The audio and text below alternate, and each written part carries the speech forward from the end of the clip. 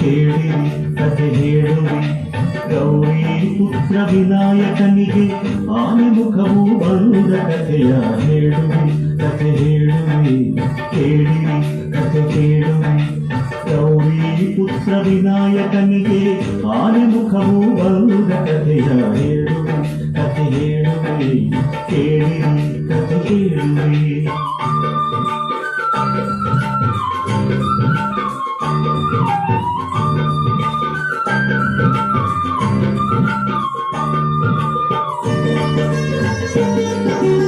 ಒಂದು ದಿನ ಪಾರ್ವತಿಯು ಸ್ನಾನ ಗೃಹಕ್ಕೆ ಹೊರಟಳು ಮಣ್ಣಿನಿಂದ ಮೂರ್ತಿಯ ಮಾಡಿ ಜೀವನಕ್ಕೆ ಇಟ್ಟಳು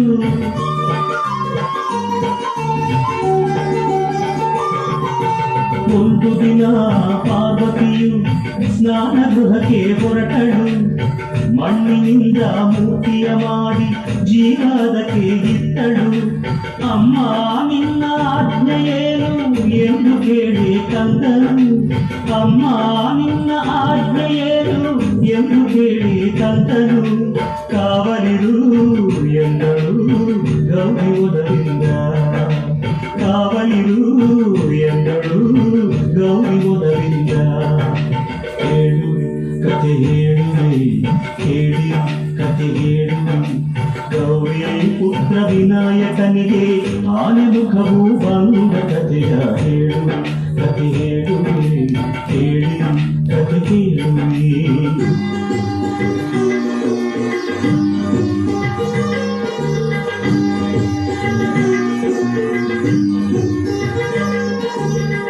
ಕಂದ ಕಾವಲಿರುವ ವೇಳೆ ಶಿವನು ಅಲ್ಲಿಗೆ ಬಂದ ಶಿವನು ಯಾರೆಂದರಿಯದೆ ನಿಲ್ಲಿಸಿದನು ಕಂದ ಒಳಗೆ ಬಿಡೆನು ಇಲ್ಲ ನಿಲ್ಲಿ ಎಂದು ಕಂದಯನನು ಹೊರಗೆ ಹುಟ್ಟಿ ಬಂದು ಆಗ ಕೋಪದ ಹೊನಲು ಕೋಪದ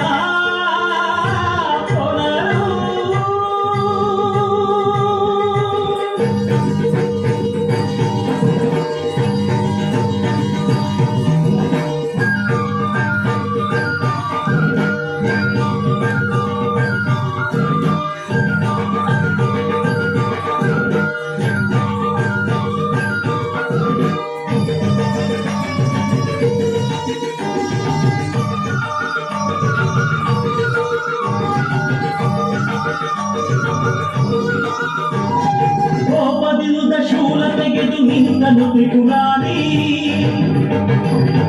ಕಂದನ ತಲೆ ಕತ್ತರಿಸಿದ ಕಾಮ ಸಂಹಾರಿ ಶಬ್ದ ಕೇಳಿ ಒಳಗಿನಿಂದ ಓಡಿ ಬಂದಳು ಗೌರಿ ಸತ್ತ ಮಗನ ಕಂಡು ಹತ್ತು ಗೋಳಾಡಿದಳು ನಾರಿ ಸತ್ತ ಮಗನ ಕಂಡು ಹತ್ತು ಗೋಳಾಡಿದಳು ನಾರಿ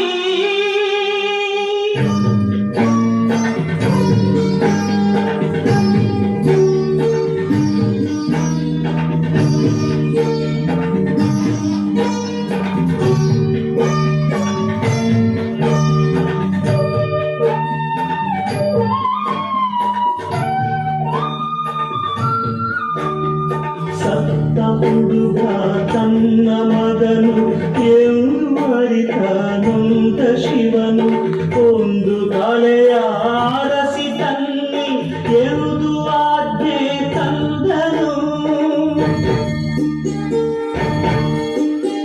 ಸತ್ತ ಹುಡುಗ ತನ್ನ ಮಗನು ಎಂದು ಅರಿತ ನೊಂದ ಶಿವನು ಒಂದು ತಲೆಯ ಆರಸಿ ತನ್ನಿ ಎಂದು ಆಜ್ಞೆ ತಂದನು ಅರಸಿ ಹೊರಟರು ಗಣಗಳು ದಿಕ್ಕು ದಿಕ್ಕಿಗೆ ಆನೆಯೊಂದು ಮಲಗಿತು ಉತ್ತರ ದಿಕ್ಕಿಗೆ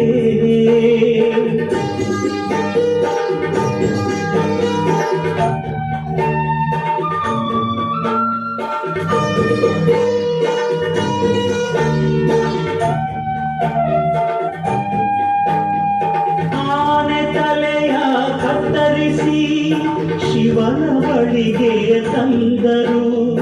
ಅದನು ಮಗನ ದೇಹಕ್ಕಿಟ್ಟು ಜೀವ ತಂದನು ದೇವನು. ಜೀವ ತುಂಬಿದ ಕಂದ ತಂದೆಗೆ ವಂದನೆಗೈದನು. ಸಂತಸದೇ ಮಗನ ತಬ್ಬಿ ಅವಗೆ ವರವಾಯಿದ್ದನು. ಸಂತಸದೇ ಮಗನ ತಬ್ಬಿ ಅವಗೆ ವರವಾಯಿದ್ದನು.